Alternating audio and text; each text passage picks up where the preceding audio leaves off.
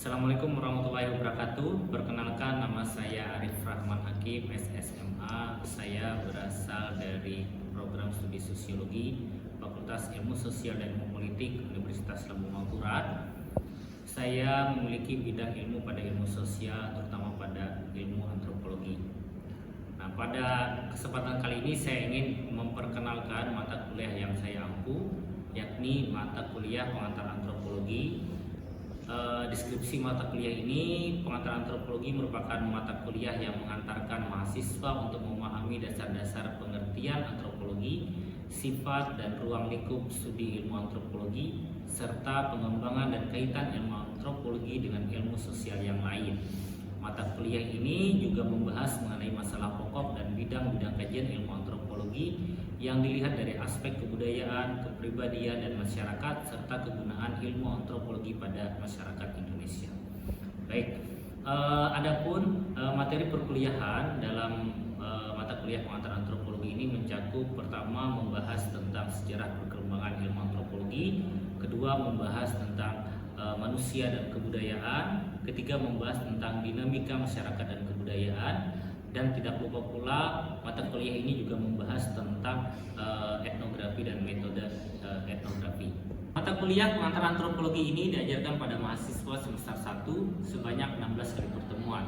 Adapun capaian pembelajaran yang dicapai pada mata kuliah ini mencakup bidang sikap, pengetahuan, keterampilan umum, dan juga keterampilan khusus. Pada bidang sikap, yang pertama adalah menjunjung tinggi nilai kemanusiaan dalam menjalankan tugas berdasarkan agama, moral, dan etika. Kedua, menghargai keanekaragaman budaya, pandangan agama dan kepercayaan, serta pendapat atau temuan orisinal orang lain. Yang ketiga, menanamkan nilai kejiwaan wasaka terhadap masyarakat dan lingkungannya secara berkelanjutan. Adapun pengetahuan, yang pertama menguasai teori-teori sosial serta pemetaannya. Yang kedua, menguasai metodologi penelitian sosial. Sementara pada keterampilan umum, yang pertama adalah mampu menerapkan pemikiran logis, kritis, sistematis, dan inovatif dalam konteks pengembangan dan implementasi ilmu pengetahuan dan teknologi yang memperhatikan dan menerapkan nilai-nilai sosial. Yang kedua, mampu mengambil keputusan secara tepat dalam konteks penyelesaian masalah di bidang sosial berdasarkan hasil analisis informasi dan data. Sementara pada keterampilan khusus, yang pertama adalah mampu menganalisis perubahan-perubahan sosial dari skala lokal, nasional, dan global. Yang kedua, menguasai metode penelitian sosial yang sejalan dengan kecenderungan lingkungan tempat penelitian. Mengenai metode pengajaran pada perkuliahan ini menggunakan metode ceramah serta diskusi, dan tidak lupa juga memunculkan kasus-kasus yang bisa dianalisis oleh mahasiswa. Mengenai penilaian pada mata kuliah ini mencakup kehadiran dan keaktifan mahasiswa itu sebesar 30%, ujian tengah semester sebesar 30%, dan ujian akhir semester sebesar 40%. Demikian penjelasan tentang mata kuliah pengantar antropologi yang saya ajarkan. Akhir kata dari saya, Assalamualaikum warahmatullahi wabarakatuh.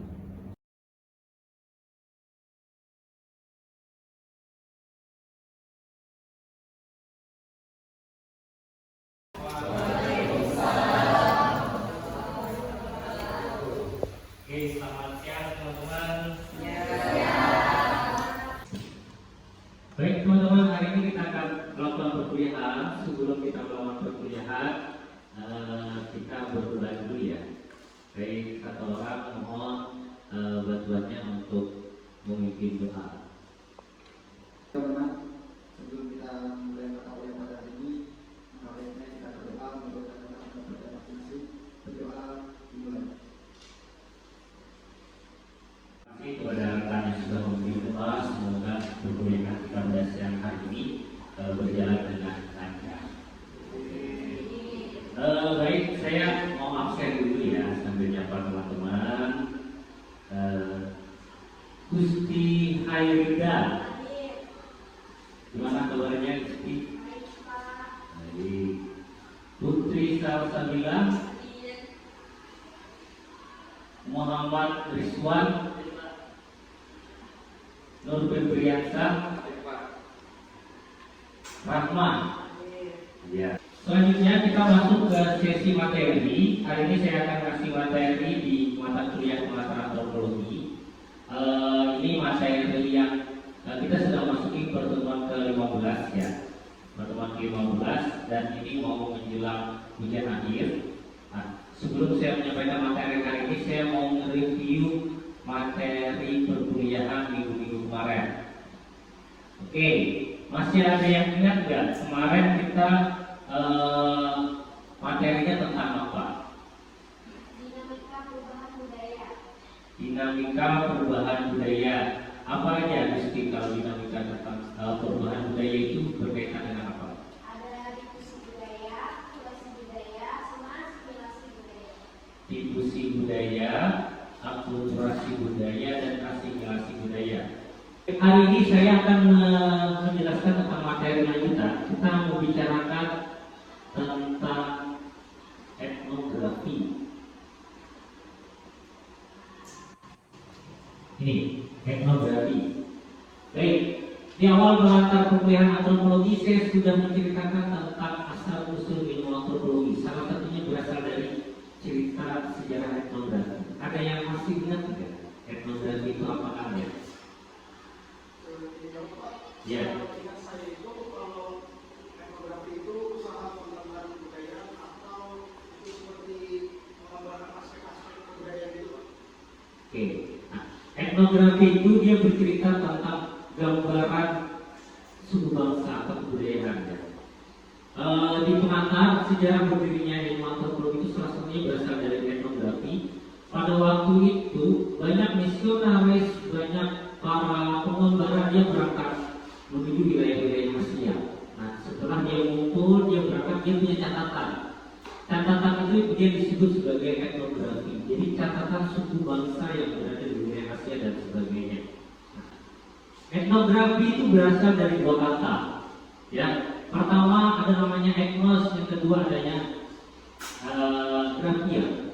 Berasal dari bahasa Yunani. Etnos itu artinya rakyat atau suku bangsa. Grafia itu artinya adalah gambaran.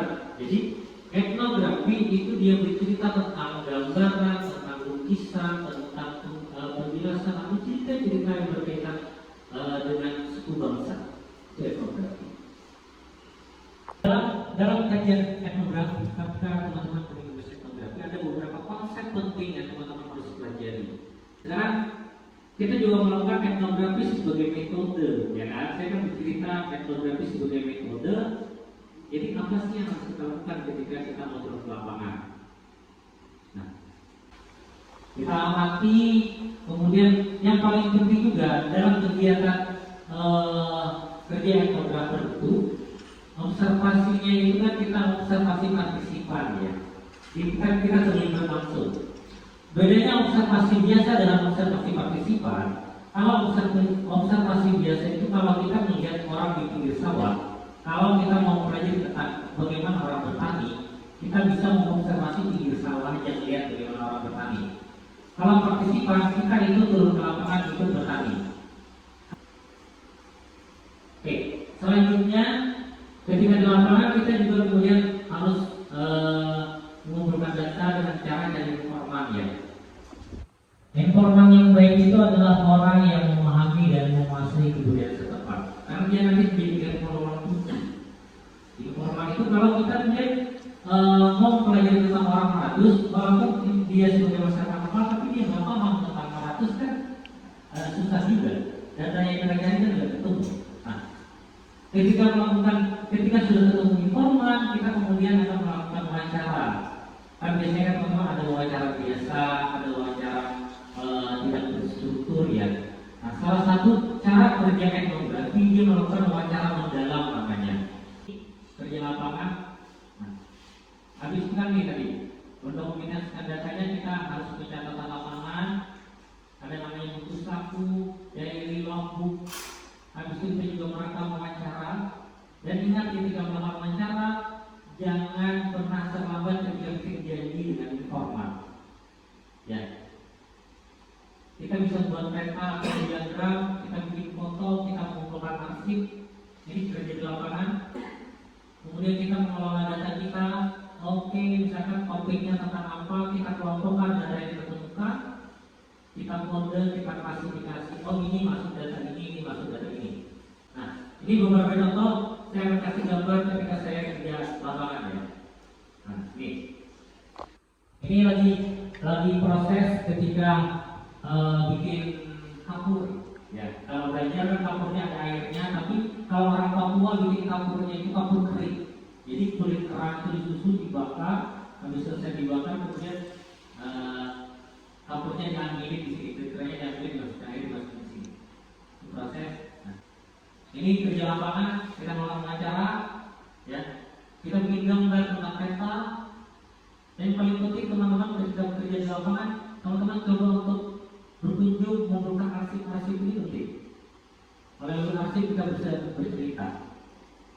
Oke, itu bagaimana kerja lapangan dan di teknologi. Nah, sekarang kita masuk sesi bagi kelompok ya. Kita coba praktek bagi kelompok. Satu kelompok terdiri dari 3 orang. Ya, 3 orang. Nanti teman-teman silakan bikin kelompok 3 orang. Ada 2 orang yang berperan sebagai sedang melakukan wawancara, dan ada 1 orang nanti yang sedang melakukan observasi wawancaranya. Ya, nah, saya kasih waktu sekitar 10 menit. Nanti kita coba bagaimana praktek wawancara dan praktek observasi. Oke, siap ya? Silakan sekarang bagi kelompoknya.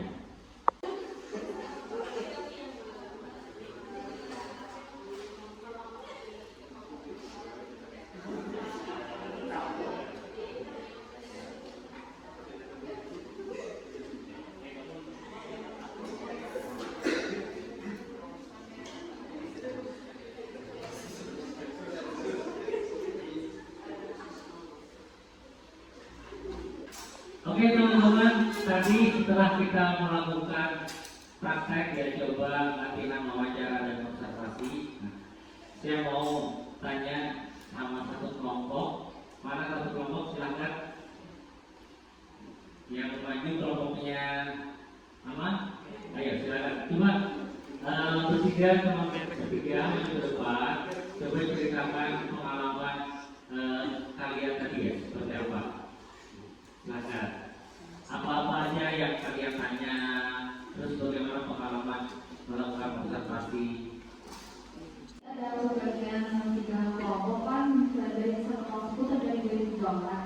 Nah, jadi ada yang kebetulan sebagai wawancara itu ada 2 orang, yang satunya itu sebagai observasi. Aku sama teman aku itu dapatnya yang berbagai wawancara, satu teman aku itu dapatnya yang bagian observasi. Kalau tadi kan praktek wawancara sama teman aku orangnya aman. Di situ kami mewawancarai tentang bagaimana kehidupan yang ada di hulu sungai, tentang kebiasaan masyarakat di situ, habis itu kayak budaya di situ. Lalu kayak kami membandingkan antara bahasa di masyarakat Banjarmasin itu sama yang ada di masyarakat hulu sungai. Kayak logat itu gimana, perbedaannya, terus kebiasaan masyarakat gitu kan. Soalnya kami sendiri pun dari anak perantauan, jadi kami kayak saling berbagi kisah gitu antara gimana kehidupan kami saat di Banjarmasin dan bagaimana kehidupan kami saat di hulu sungai gitu.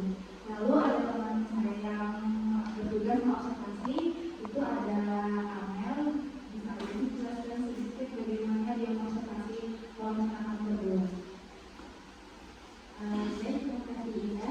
Jadi waktu aku mengobservasi mereka berdua itu tadi mereka tuh sedang duduk menjelaskan bagaimana tentang kebiasaan masyarakat yang ada di rumah tadi, terus bagaimana bahasa-bahasa yang biasanya digunakan waktu di daerah mereka dan di daerah kita di Banjarmasin itu bagaimana gitu. Gimana mereka berbicara itu tadi yang aku lihat. Oke, terima kasih. Kasih tepuk tangan dong. Oke, terima kasih buat 3 orang. Terima kasih, silakan kembali dulu. Wawancara itu kan kita harus berinteraksi dengan orang yang ada di informasi saya. Kita bertanya, kemudian kita menanyakan hal-hal penting yang berkaitan dengan tema penelitian kita. Ya. Nah, terus kalau kita observasi itu kita mengamati apa yang dilakukan oleh orang, apa yang dilakukan oleh masyarakat, dan apa yang ada di wilayah penelitian kita. Nah,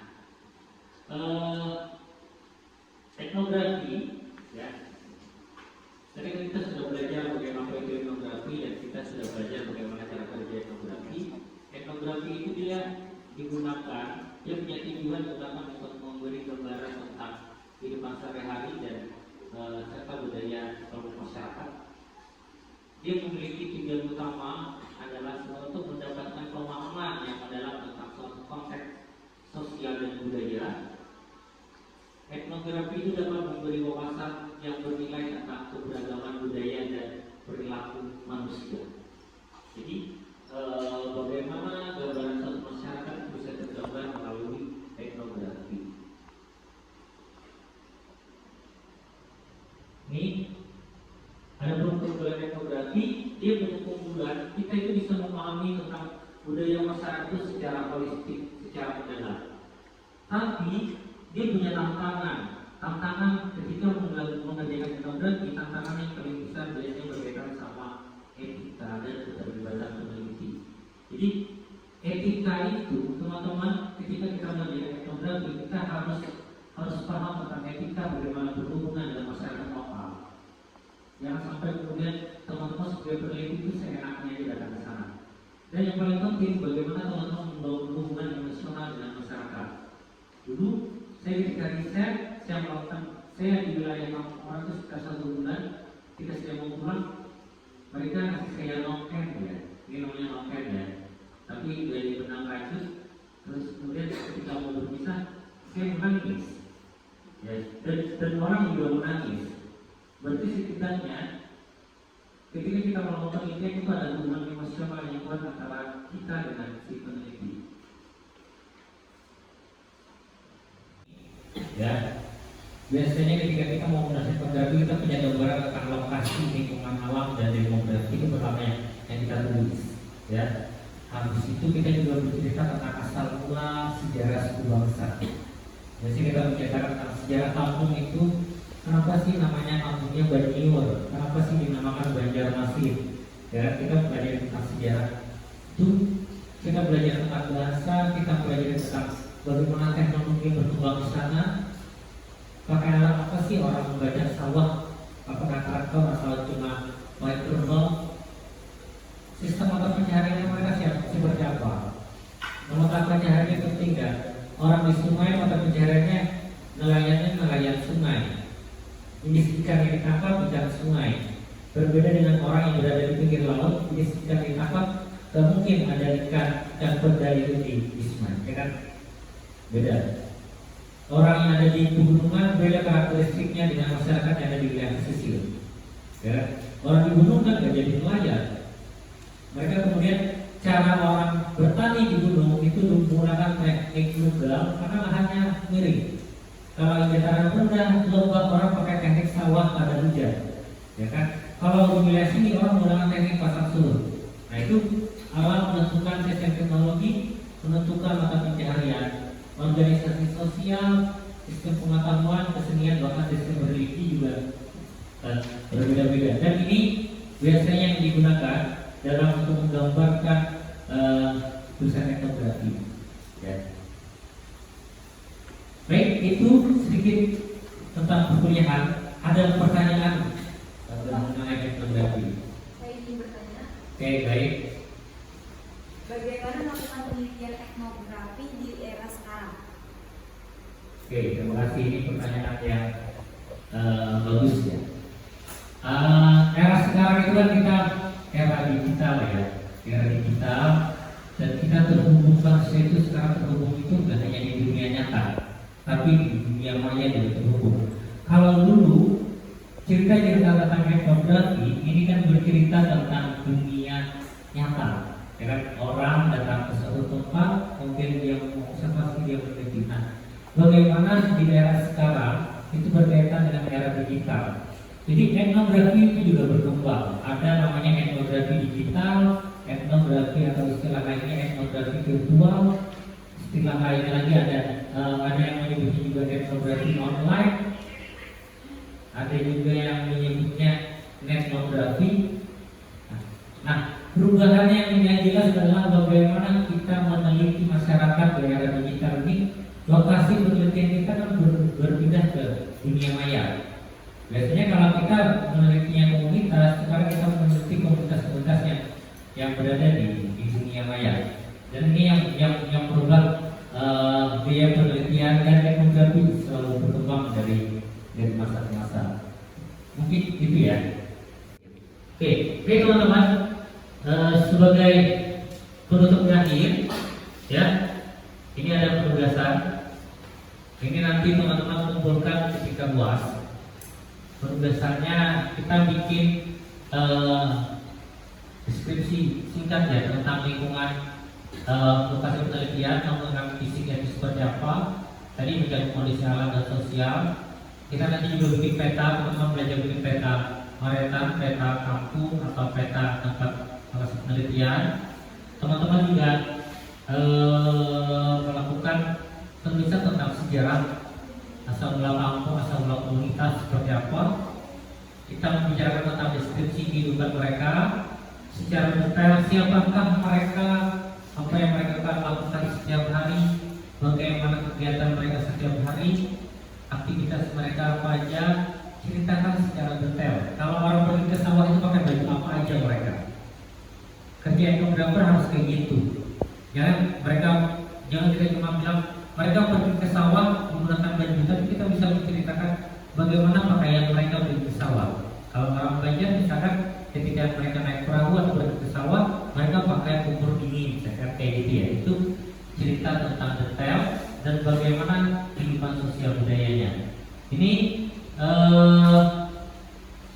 tugas tindak lanjut dari perkuliahan kita hari ini, dan nanti kita kumpulkan pada UAS. Ya, nah, saya mau menyimpulkan aja perkuliahan hari ini kita sudah membicarakan tentang etnografi. Kita mau meminta etnografi itu dia ada dua ragam, satu bentuk laporan, yang satu bentuknya sebagai proses atau metode. Bagaimana cara kita turun ke lapangan, apa yang perlu kita siapkan, ya kan, sampai kemudian kita mempelajari apa yang perlu ditulis dalam kerja etnografi. Nah, biasanya ada buku, misalkan ini buku David Peterman, ini juga cerita tentang etnografi. Teman-teman kalau mau belajar tentang etnografi bisa baca lebih lanjut di buku ini ya. Ini buku bagus yang membicarakan tentang etnografi. Mungkin sampai di situ perkuliahan kita hari ini ya. Saya mohon maaf. Sampai jumpa lagi kita di perkuliahan minggu depan. Akhir kata dari saya, selamat siang. Assalamualaikum warahmatullahi wabarakatuh. Waalaikumsalam warahmatullahi wabarakatuh.